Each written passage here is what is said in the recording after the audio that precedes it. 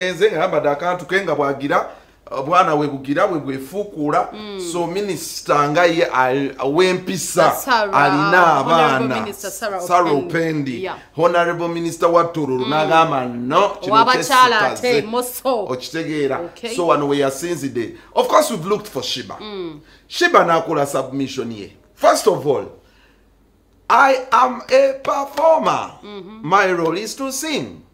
Your duty as a parent is to guide your kids. Bwe babanga bakidi bange bakidi bo banyumirwe nyimba zange gwe bagambe nyumirwe nyimba naye tokola Shiba byakola sinazala wachi mumpo obuvunanyizibwa obokulabirira abaana bamwe gwate onazala kyogamba baba ni anabalabirira.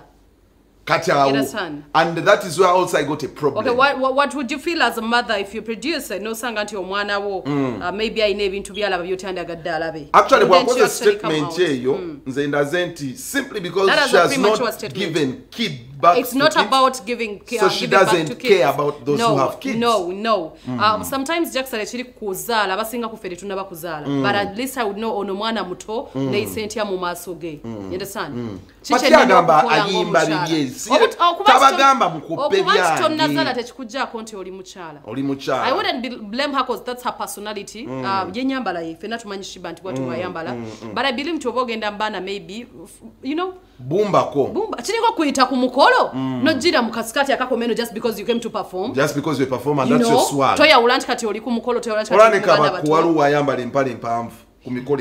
So sometimes in Subiro, you know, kumanya obogendo performing ida. You know, I believe it's part of your schedule to know abantu bengenda mu. Nina kupambalira mu ntya. Nesinza abazala. Togenda kuzala babo. By the way, it's about kuzala bano bana bagwanga. Yeah, but and actually we need to know artists the power of influence we have on the society. Whatever Shiba you do, some kid naively is gonna do. That's it. I know. So you can't run away from some kid that actually believes in whatever you do. Certainly. You're right. And let's listen to the submission of Shiba on this matter to come. Chimanyo na facts zange zizo. Abazadde tubatunda. Jagala abantu bagetinge bino ebintu to living a reality. Nave wafugo 10 zenne zizi. Oyagala nzoma.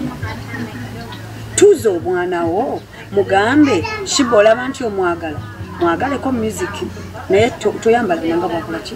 Kuzo omwana wo mu ngeri gwe. Jo yagala omwana wakulemu. Omwana wagenda kugoberera busize mama we. Okugoberera nze abaana basinga bagoberera kibalabe ewaka ewa mama ne wa taata so inza kugamba kulubirira muntu atalina mu kikaacho kubanga muyimbi ngwakuza omwana wo tubere realistic nanga abange njabba kuza nesigenda kubateeka ku nsi ekuza abaana bange kati ekirala to getting a real good life abaana balina amasimu are we the worst that they see really? Anti n'abalala babegomba to getting a realistic kusimu omanye ebiriko. Are we the worst on that phone? Oba tuyingire munda kubibeera ku masimu n'ekirala bu video abaana baabo obufuluma musonyiwe obufuluma obulusi ba campuses nga bali mu mabasi bakola ebintu ebisembayo nange bisikolangako omuyimbi nze nabibayigiriza mukuza abaana baabo tembateeka kuffe temusobola kumpa vunanyizibwa kukuza mwana wo sijja nakusobola n'ekirala nange kenyini sinnazaala muteekako responsibility kuzaaba mmwe omwana ta kambabulire realistic life muve mu bintu by'okwebuzaabuza muve mu bintu byo eno 22nd century bannange ebintu byakyuka olina okukyuka n'ensi abaana bammwe ennaku zino mulaba be bambala omusanga ne mama we ngakubyeka ku top ne ka short ne mama we ne taata we batudde ku restaurant bahavinga something to eat obulamu bwakyuka kati neki mukyala kawe mama wange yakwatanga n'obugoyo manyi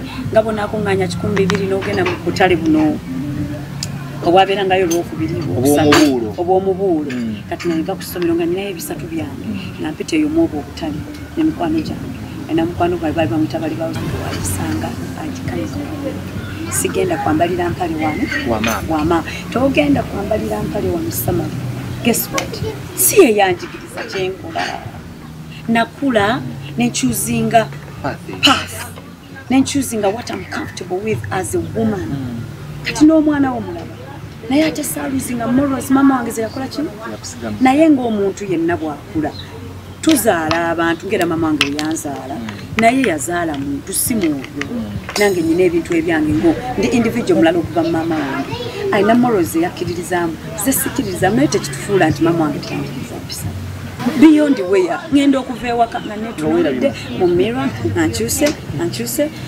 yeah after some time wendaba mmwe mukiraba I'm like see bannange omuntu ali mu kkomera ya judgment kino kiri bw'otayambala bulungi bwe nteekayo ekifaananyi nga nyambadde nga agenda kumbaga nyambala titega muwanvu ekyo we bakiraba I've never seen you decent kintu kimu kyemmanya abantu bawano bonaabeera decent ojja kuba tonazaala bonaaba ozadde ojja kuba toli mufumbo bonaaba oli mufumbo ng'ozadde ate era ng'oli decent tolina mulimu career bonaaba olina career waliwo omusajja gwe wagikudde bonaaba togikudde come on guys again bulembera ku interviews ennaku zino mbagamba tuyigwe okusapootinga abantu twesapootinge twejjemu ennugu nyingi obuteyagaliza bungi jealousy nyingi ate nga jealousy eridinga ku bulogo na buli kimu ebyo ebintu abantu bibakulimu.